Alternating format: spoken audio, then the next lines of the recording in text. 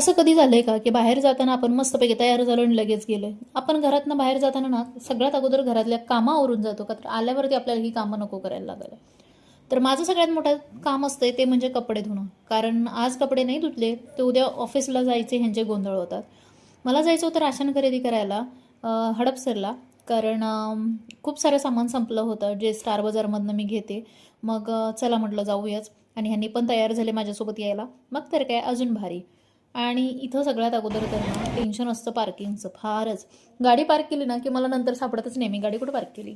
आणि पिल्लूला तर ही ट्रॉली पकडायची फार घाई असते. त्याला खूप आवडतं ही ट्रॉली चालवायला. त्याला गाडी चालवल्यासारखं वाटतं.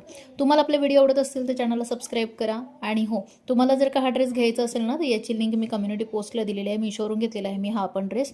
आणि खूपच कमी किमतीमध्ये मिळालेला आहे. मला खूपच भारी आहे.